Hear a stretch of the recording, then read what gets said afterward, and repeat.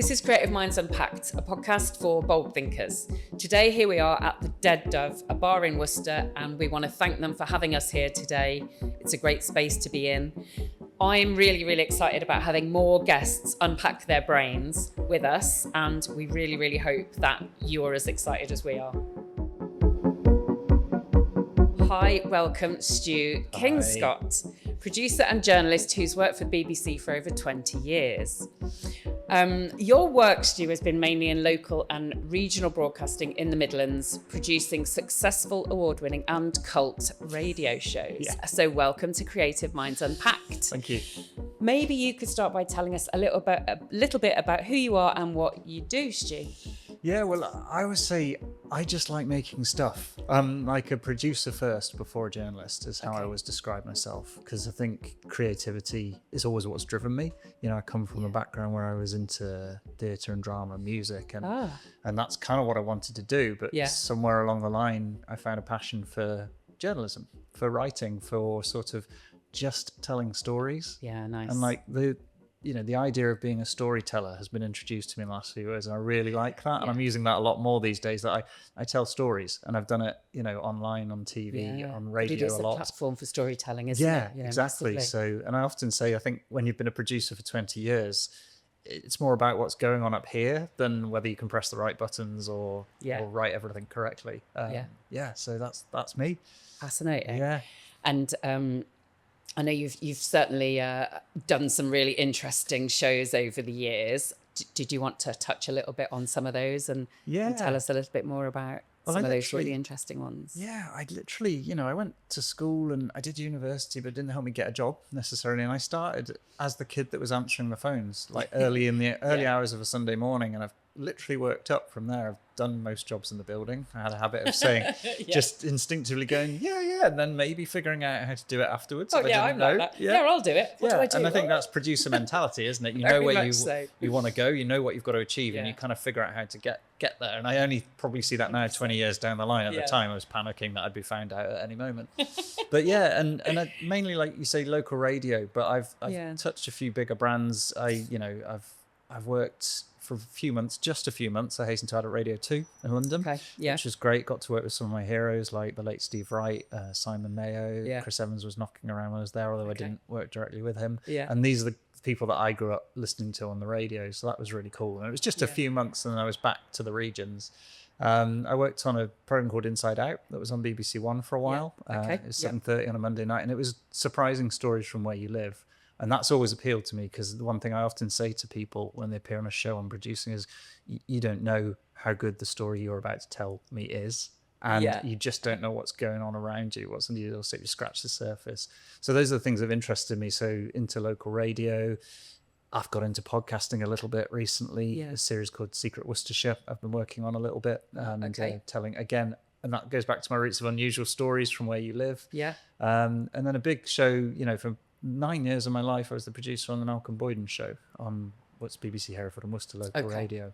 And that was the one I refer to as cult, because it always did well, but there was a hardcore of people that really enjoyed what we're doing. And I'm really proud of that. And it was the show, I've done lots of great shows, but that was the one that if we threw an idea out, that audience got it, they would pick it up and run with it. Nice. And we just achieved great things and hopefully put a lot of smiles on faces. So, I guess that's, if you can do that, then, you know you're doing a good job. Absolutely, yeah. So, and I know you touched on Peaky Blinders, which is an interesting story, I thought. So maybe you'd just like to quickly tell us about that. So, one day when I was working at Inside Out, my manager at the time passes this book over the counter to me and sort of says, Stu, can you have a look at this? There's some kind of new TV series coming about a gang from Birmingham, Peaky Blinders. And I immediately said, sorry, what did you say? And she said, Peaky Blinders. And I said, my granddad used to say that. And my dad used to say that. And I used to wear a cap when I was a kid. Wow. And I think it was granddad would be like, oh, it's your Peaky Blinder. And there's this thing, all I knew was it was got something to do with razor blades and caps. And you didn't have razor blades in yours then? No, I did not. I was far too young. I had a lovely pair of green wellies to go with it. But And my boss was like, yeah, that's the one. And I sort of sat there stunned because I'd never outside of my family heard that phrase. Yeah, okay. Yeah. And cut a really long story short, we got in touch with the production company and said, can we do a little short film that is about the series, what the story is and what the reality is here in Birmingham, where it came from.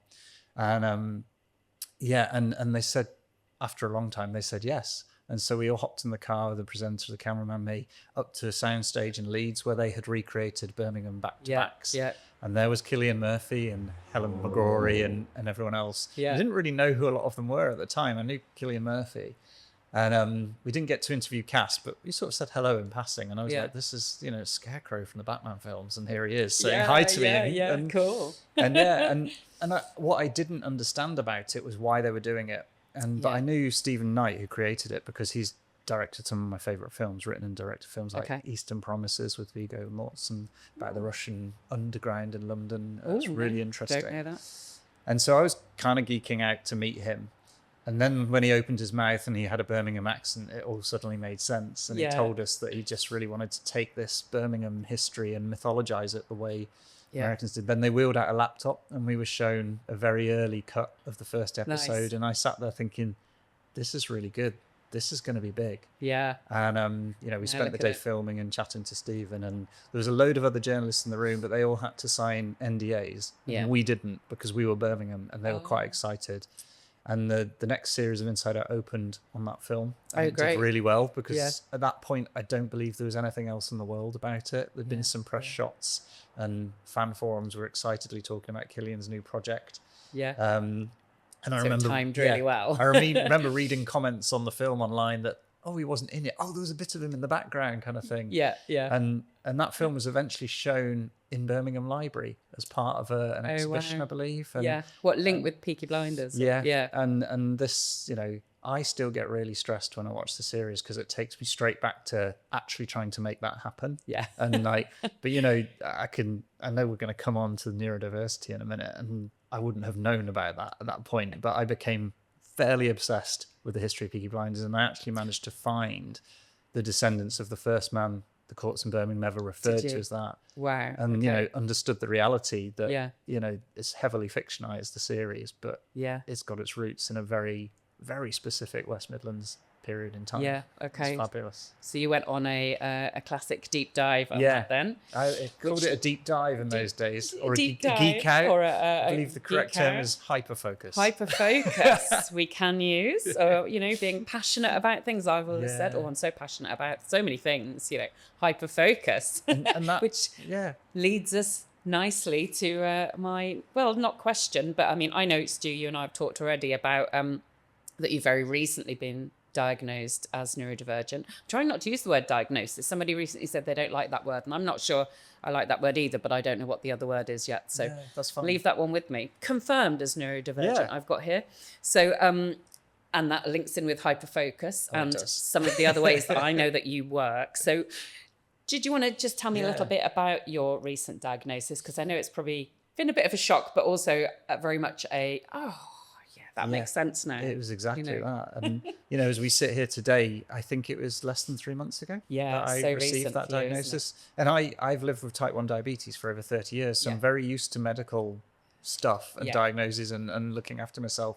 But I never picked up on this. And it's a very long story, but cut long story short, one of my obsessions is music. Over Christmas, I managed to purchase about 20 records in the space of 7 days and couldn't quite remember what was coming through the door. And then whilst talking about this with my other half, just left the conversation, just wandered off into the kitchen, which is something I do a lot. Yeah. And she said, I think it's time we look at getting you tested for ADHD. Okay. And I said, and this kind of thing has come up before occasionally. Yeah. And mainly I've read about ADHD because I'm wondering about someone else in my life. Yeah. That I've observed and kind of wonder, and I'm interested in helping. Yeah. And occasionally I'd seen things, but until that moment, it had never registered as a serious possibility. Yeah, it's funny how it doesn't, and then suddenly it does. I'm in my mid-40s, and it had never ever been brought up by any of. I've seen medical professionals all my life for one reason or another. Yeah. And it had never come into the Oh conversation. yeah, interesting that it hadn't been raised. And you know, for diabetes, you know, connected with diabetes is mental health stuff. So I've been, you know, I've seen counsellors and stuff. Oh yeah, and this has never come. It just had never come up. Yeah. And there was a story I always told people, was this ability of mine to just be away with the fairies.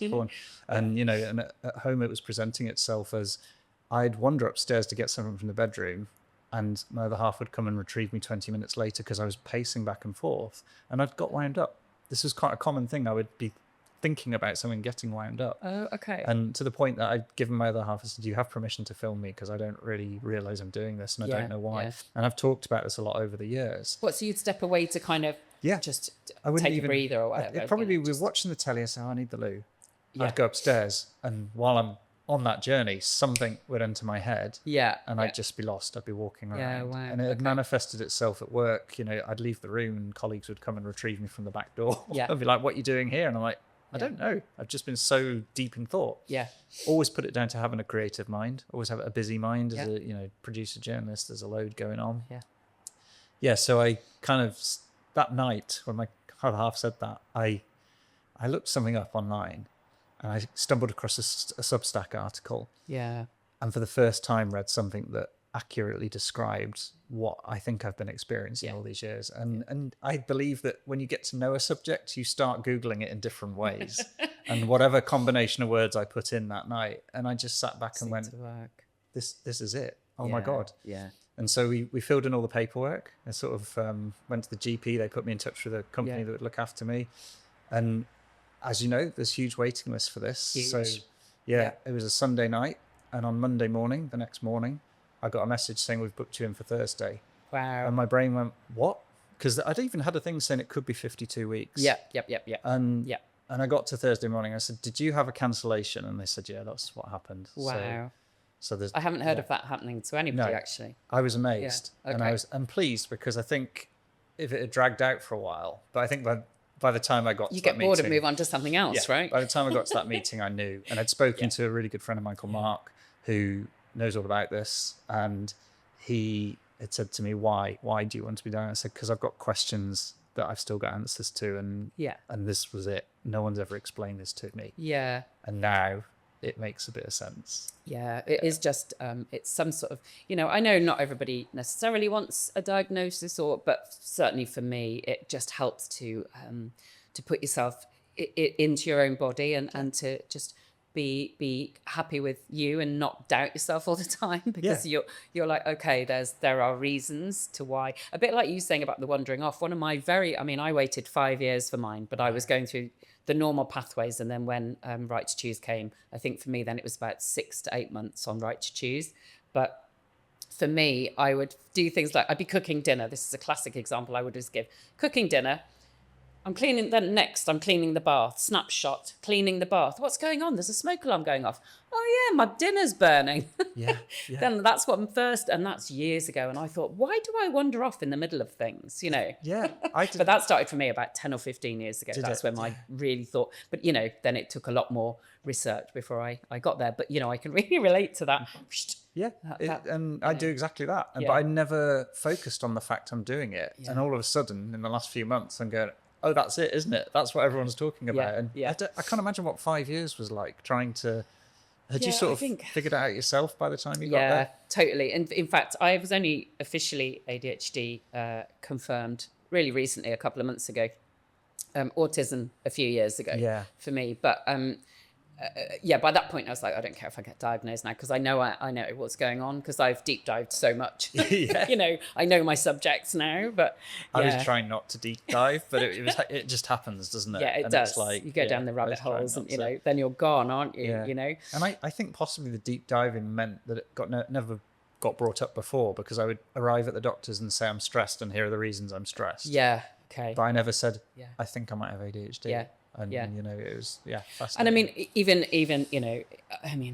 it's all so new really on what people know and don't know, and I think we're only on the tip of the iceberg of people really exploring how our brains work fully, and even for doctors that they're still they don't they've got a long way to go, haven't they? That's what I'm trying to say. And I think, I don't know if I'm right, because I'm still learning the correct terminology. Yeah. But I've just sort of said, okay, this is the type of brain I've got. Yeah. I've got a brain type, and it's this one. That's how I say it. And now I understand it. I'm like, oh, okay, we can use this to my typical producer. How do we use this? Someone said, you've got your next series. And I went, yeah, I have. And my other half was like, are you going on any podcasts about this? And I was like, funny you should say that. But I think, absolutely. Talking about it helps. And in the last few months, hearing other people's experiences has been the best tool for me, just understanding. Definitely. And would you say that it's affected your professional creative journey, I wonder? And I'm interested to know, like, how you felt that your journey was before creatively and professionally, and now you've been diagnosed. Do you see a difference in how that sort of process might be with your profession? I think so. There's a thing that I've always seemed to be able to do and can't always explain it, and in that I will say an idea out loud, and it doesn't feel like it's touched the sides. It's like I didn't have a thought process behind me saying, I don't know, why don't we get a big trampoline in the car park and jump up and down on it on the radio, for some reason.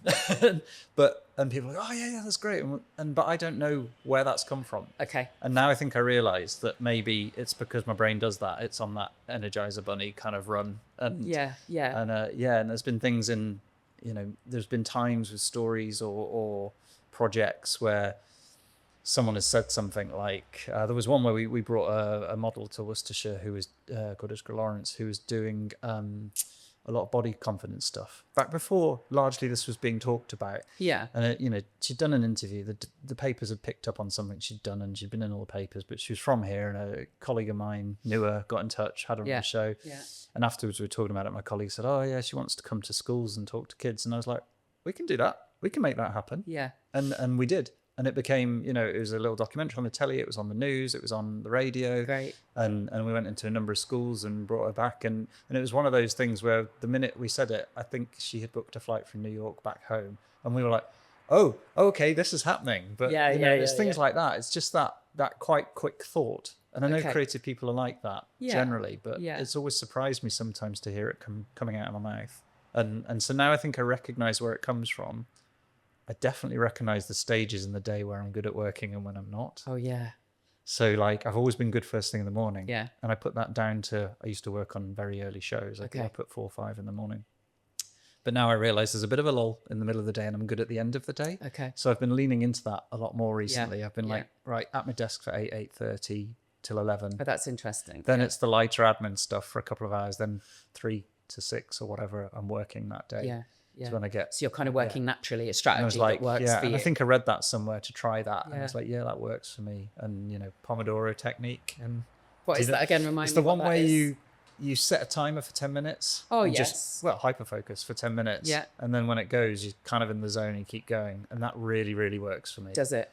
But the funny thing is, I was doing it long before I was diagnosed. Were you? How interesting. I'd kind of arrived at that idea before. Yeah. So, I think that's the thing, isn't it? And I definitely feel for me, there's some things I think when I'm reading about strategies and I think, actually, those are things I have naturally learned to do. Yeah.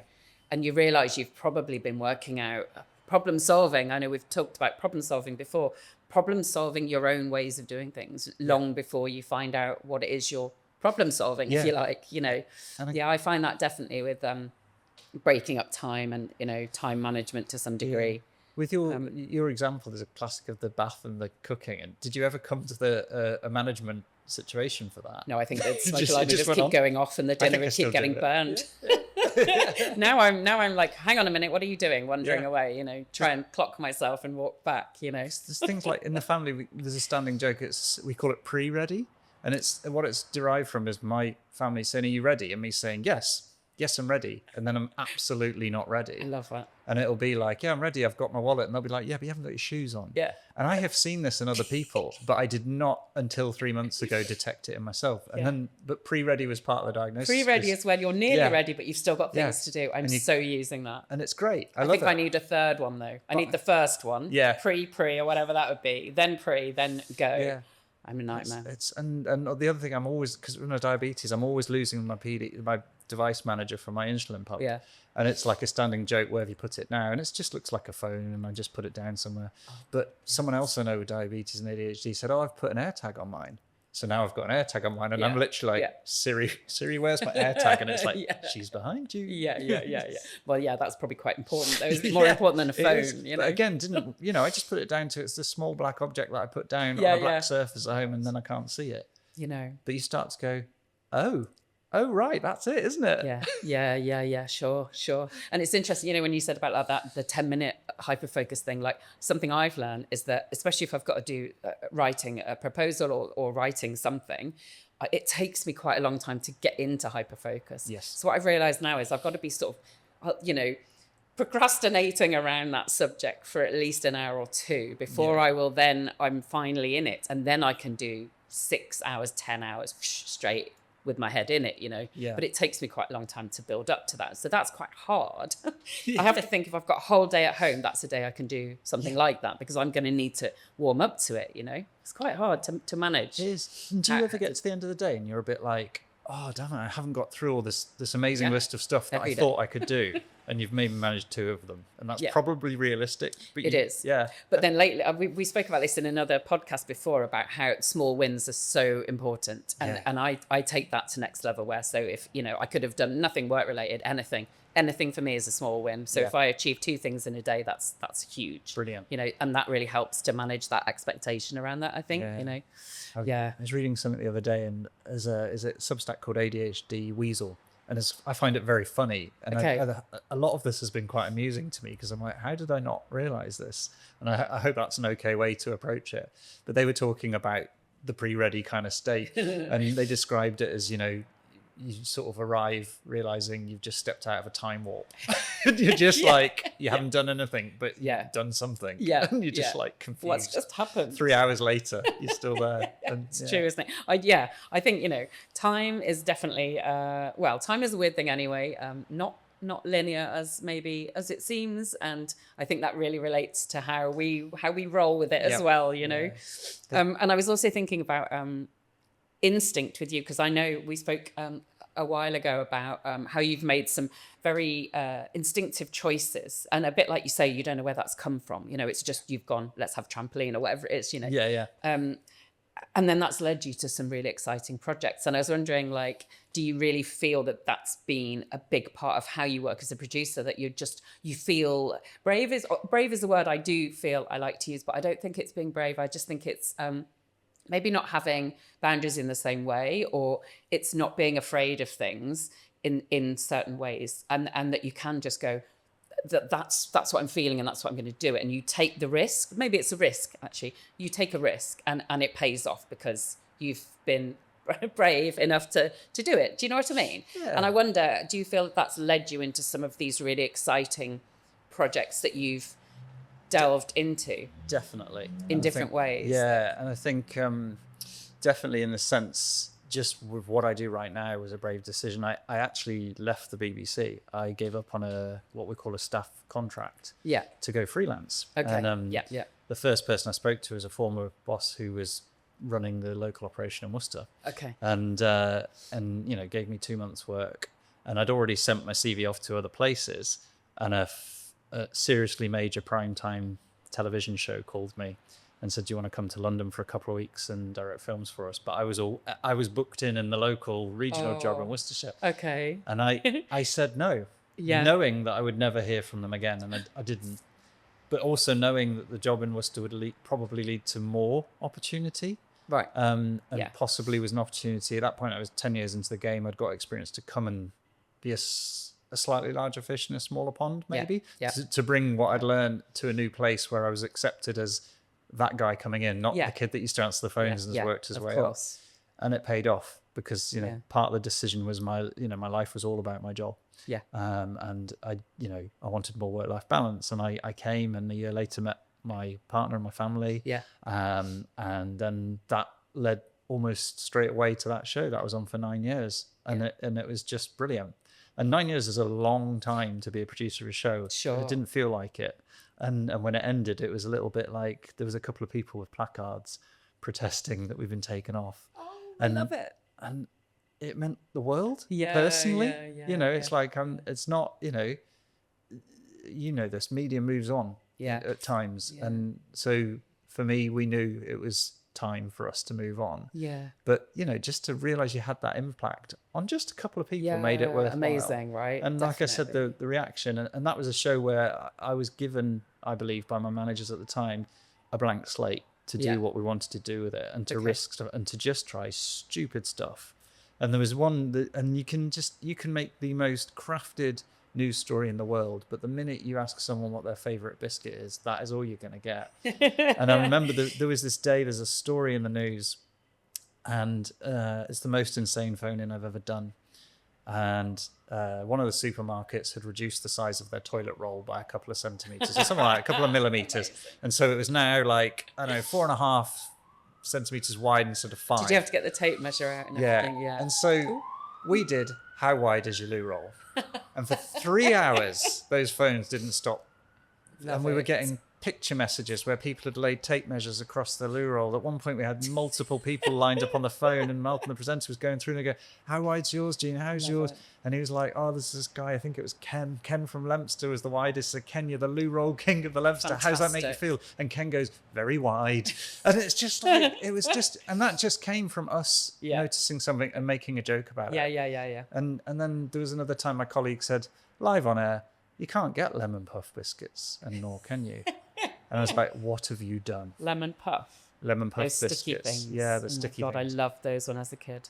2 weeks of calls. 2 weeks of calls to the show. By the end of that show, there was someone in reception with a packet of lemon puff biscuits. Of course. And this is where I love to take it on these kind of shows, because that just got ridiculous. Yeah. And again, we were supported by the team at times. I just roll with it. They want to talk about it. We had a woman call us from Asda to say that they'd got lemon puff biscuits, and she had to call from outside because she's got no signal inside. Then she ran back out, called back to tell us how much they were. Amazing.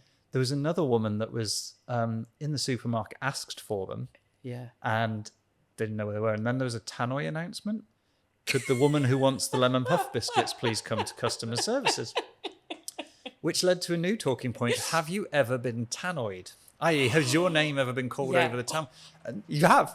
Come on, tell me your tannoy story. I have. Oh my gosh. So when I was a kid, I was always wandering off. I wonder now if I can relate this to the way my brain is, but I was a nightmare. You know, my parents could be somewhere shopping and I was gone, you know, so it was always an issue for me. Yeah. There were various scrapes I got into that I'm not going to talk about now, but my most famous one was my brother was really into Formula One racing, karting, whatever. And so one year we went to the Grand Prix at Silverstone. Yeah. And my family were there and we were camping or whatever. And I think I was maybe, I don't know, like 10 or 12 or something. So this is my version of the story. I meet a girl, she's cool, we're hanging out, we're wandering off, having loads of fun. The next thing I know, this girl's going, they've just described you on the tannoy. I'm like, don't be silly. And then it happened again, and then it happened again. And I was like, I'm in trouble. And the police were out, everybody was out. I was gone for hours. I was having a great time. Yeah, not great. And there were other times, but that was my tannoy moment. Yeah. And I think this is the beauty, is that people don't understand how interesting or funny the stories are telling us is. And I think that one for us culminated with someone at the football, and the tannoy went, you know, can Dave Smith please come to the car park? Your mother's got the shopping and she wants to put it in the boot. and I think, when I think about the radio I listened to as a kid, these were the moments I remembered. And it's and I remember things that Chris Evans said very specifically on air or morning. And, you know, I remember that. And this show for me was the joy of doing that and having that zaniness that we did. You know, one year with my colleagues, we came up with this idea for a Christmas present generator. And people would call the show, and there was a load of sound effects that Malcolm was set off, and it would just spit out something completely wrong, like an inflatable dinosaur for your grandma. It was always getting it wrong. And, it's that play, though, isn't it? And play is so important. And I think that sometimes in life, you know, life is quite serious and hard.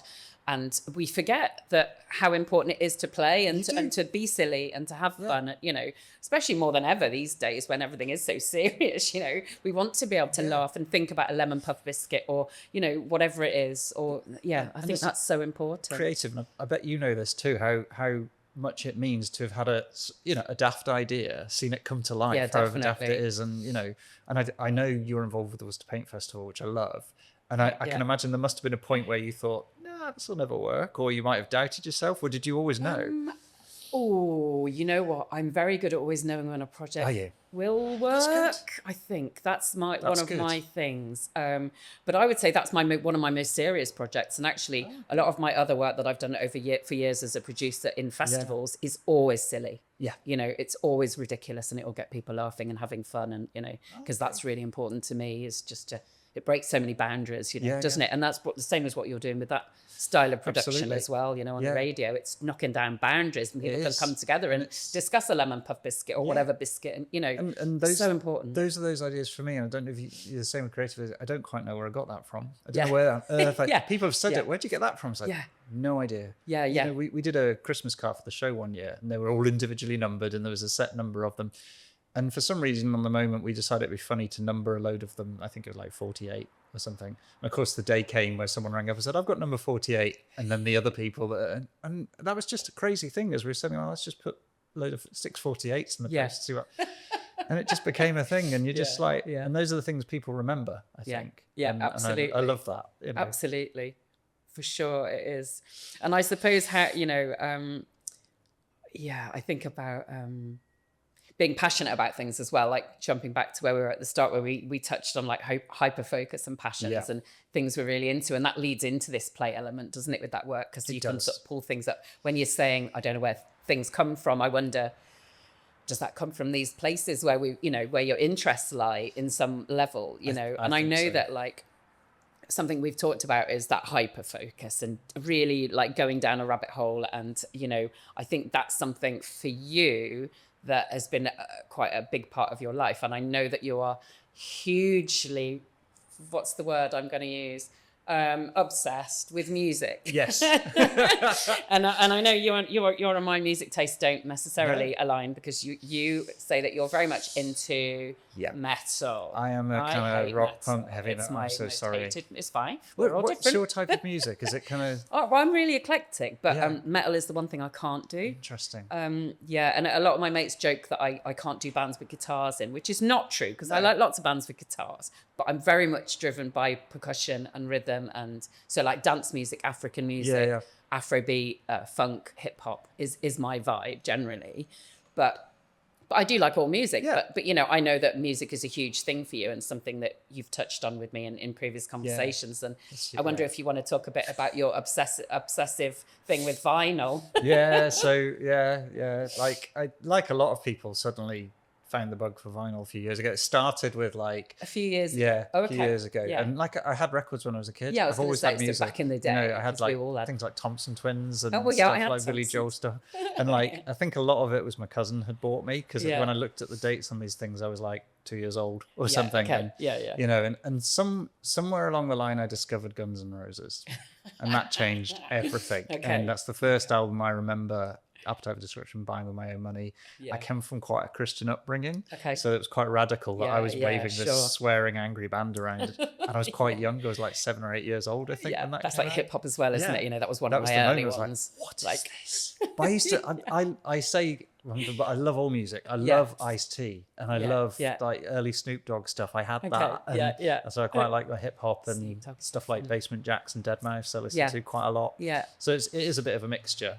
And then like there's a film called Detroit Rock City, which is all about kids trying to get to a Kiss concert. It's very niche, and there's this brilliant line in it where they pick up a hitchhiker as a disco girl trying to get to disco, and they have this argument about Kiss versus disco, and she says, oh, whatever, good tunes are good tunes. Oh, that's nice. If it's disco, Kiss, or whatever. And I like words, and I latch onto that one. And one of the guys goes, yeah, whatever, Kiss will never write a disco song. And of course they did. They had a number of big hits that were disco songs, because they, you know. And so I don't turn anything away. There are a few things which I rather jokingly say, oh, I hate that, but I usually say, apart from that song.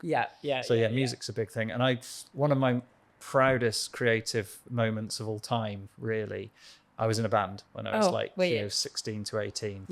Not a clue what we were doing. Not a clue. You play? Yeah, I played guitar. I was the singer, you know. i.e. that I made some noises that came out of my mouth. And you know, it was with my best mate, who's an incredibly talented musician these days, and I've effectively learnt one more chord in the last 30 years.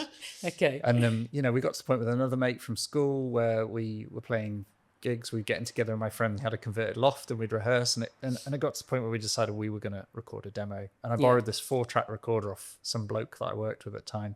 We had no idea how it worked, but we made an album. Yeah. And then it just went in a cupboard and we all went our separate ways. Oh. And in lockdown, my best mate, who is now a brilliant video editor, musician, he's got numerous things out. Yeah.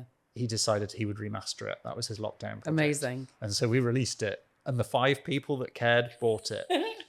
And I talk about this, and I'm doing it now like I'm some kind of faded rock star. We played half a dozen gigs. Oh, I love it. And in the pub, and we never got paid or anything. And the first one, we came off stage, and there's this guy there, and he went, "Oh yeah, very punk." And I was like, "Oh, we're a punk band." I didn't know anything about punk music. Yeah. And, the thing is, it's art, though. It's what's coming from you. It doesn't matter what happens with it or whether you get loads and loads of people buying it or listening. Yeah. It's what's coming out, isn't it? And it's that journey and that process. I just think people do not help me leave that era behind, because my other half had it pressed onto vinyl one Christmas, and I've got the only vinyl copy of it.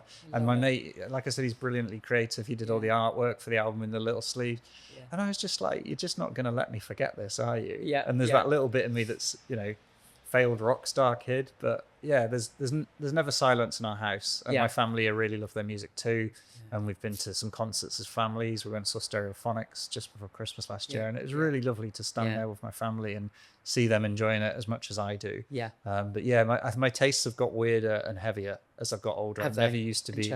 I grew up on Aerosmith and AC/DC and all that stuff, and I quite like the sort of stuff that you can't understand the lyrics sometimes now.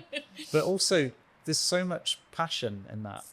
And I don't know, in the music that you listen to, you're right, it's art, isn't it? Yeah. And I'm really interested in people that have a message.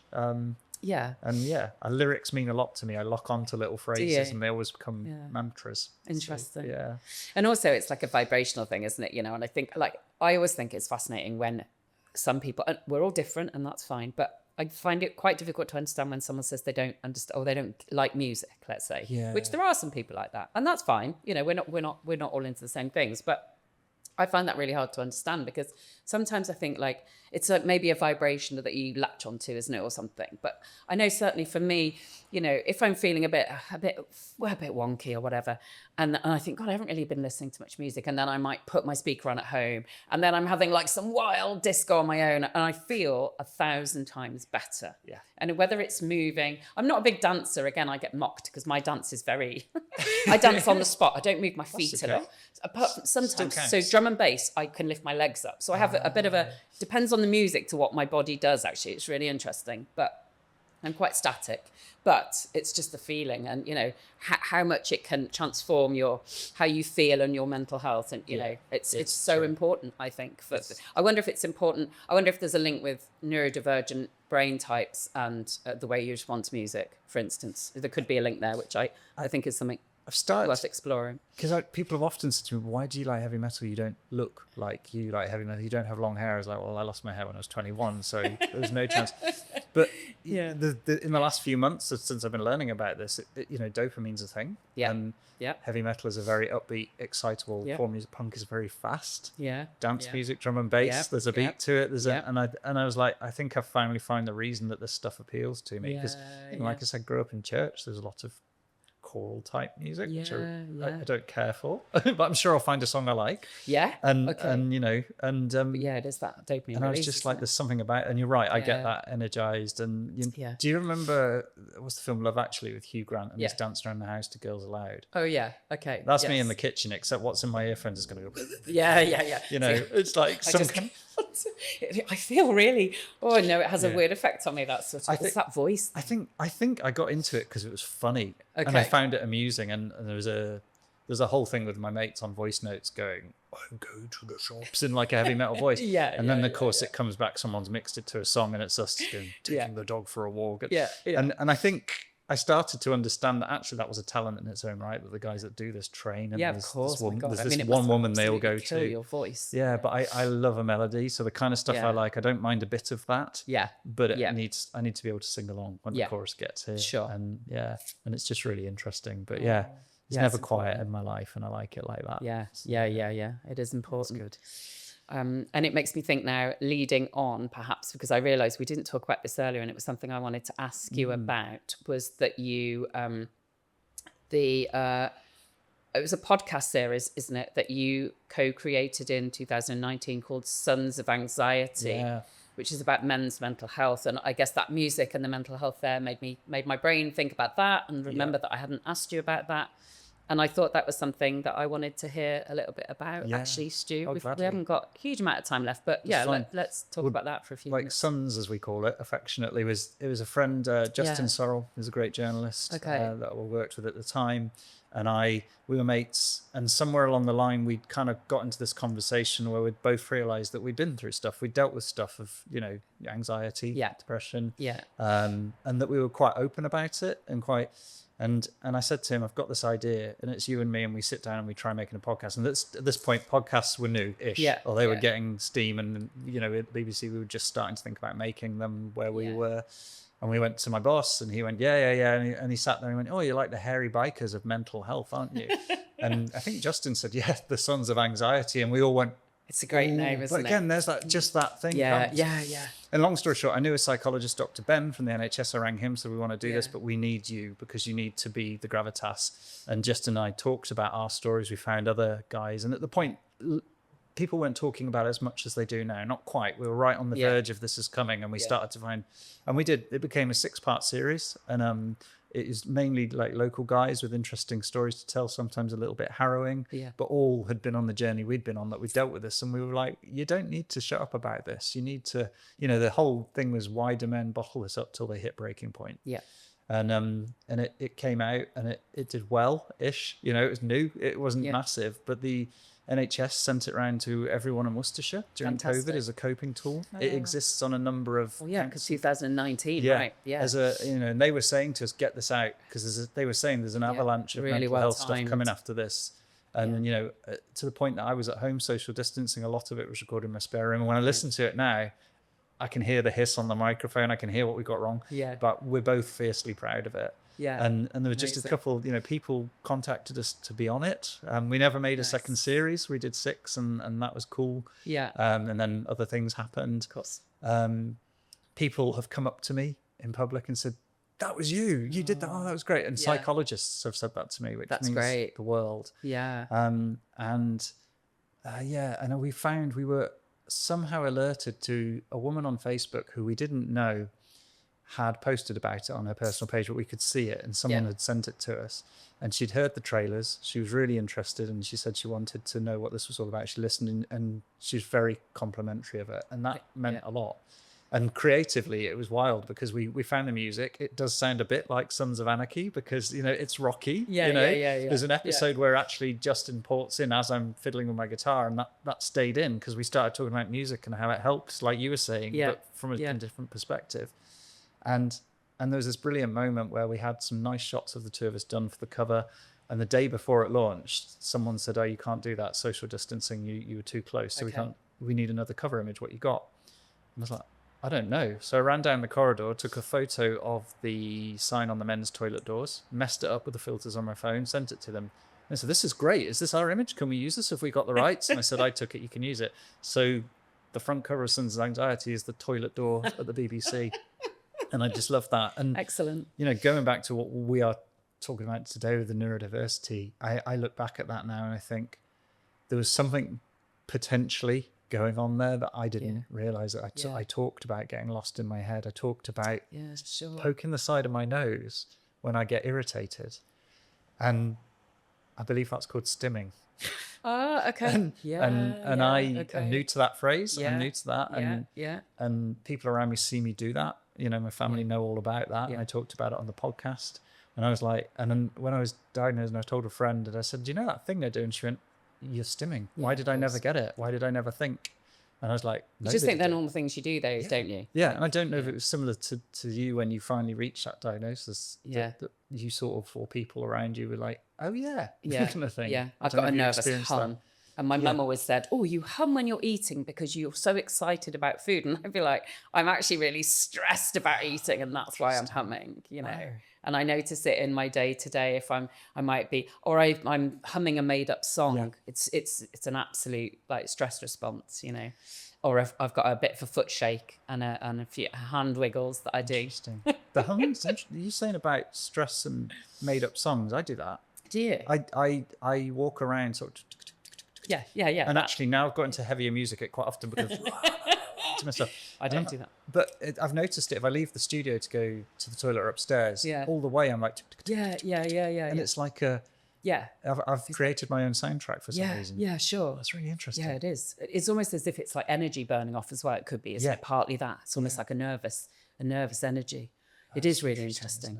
It's funny how, you have these conversations more and more and with other people who've got different brain types and the commonalities that are there. I love that we're starting to get to a place where we can go, I do that as well, and isn't that a great, and acknowledging those things and it not feeling like something weird that you do, or what it might still be, but yeah, I know what you mean. Yeah. And like you were saying, things you mentioned, things that have taken my interest and taken risks, and Sons was something I hyper focused on. I became interested in the subject, and that's happened a lot of times with me. And the bigger stories that I've done, the ones that I'm most proud of, Peaky Blinders was a hyper focus. There was a whole thing with bike theft that led to a film that we made because I had my bike stolen, and I became fascinated by the level at which that goes on and where they end up. And, and those became big things for me. And so that hyper focus makes for a better story, perhaps, doesn't it? It helps you to unravel things and get under the layers of things because you're so focused in it. Definitely. I'm sure for a producer and the work that you do, that's a really big part of how your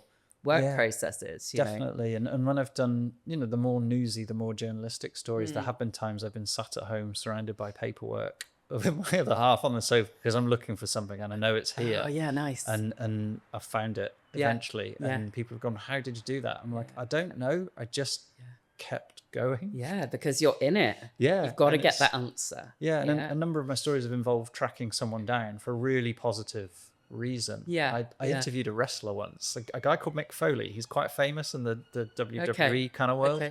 Interviewed him, and he casually had mentioned at an event we're at that there was an artist he liked that had drawn some pictures of him and he wished he could track her down. So I said, who was that? Thinking they might be from the area, and he gave me the girl's name. And I found her. And so I interviewed Mick Foley, and he's interested in buying your art, and I know that he has now bought some of her art. Amazing. As far as I'm aware. That's a great story. I believe they met in the end.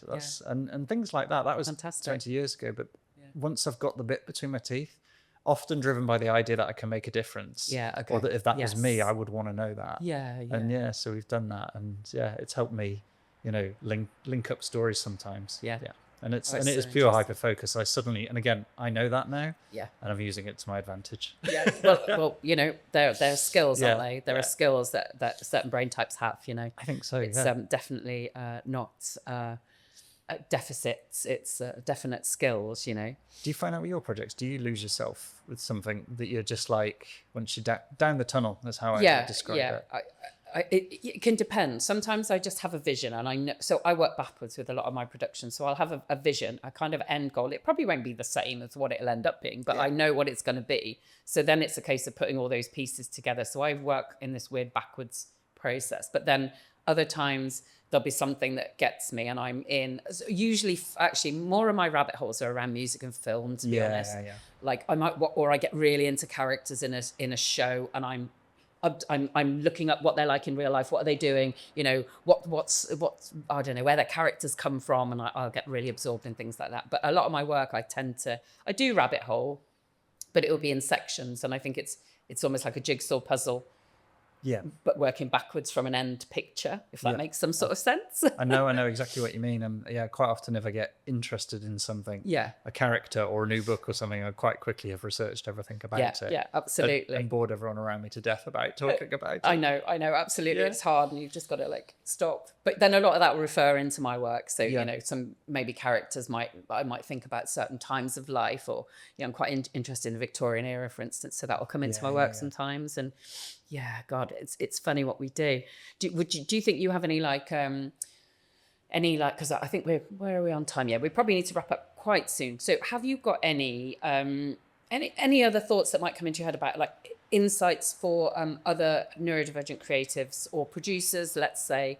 Any tips? I know you're very new in your journey, but you've still been doing this for a long time. Any tips you can think of that could maybe help someone to what would be the outcome here? I guess it's how do you maybe follow that instinct, maybe come up with a great project? Any kind of thoughts around that on I think other people who are starting on producer's journey might I think that I talked about Pomodoro technique earlier, but I've started to use that more to throw myself into something. If I've got something to do, like I've got to dump a load of ideas on paper, I will set a timer, and I don't know what it is, but it works for me. And focus music I've used a lot. And again, before diagnosis. Like what do you mean, like focus music? Like lo-fi beat stuff. There's various apps like Headspace, Brain FM, or sometimes Spotify has focus playlists. Yes, okay. Because I find...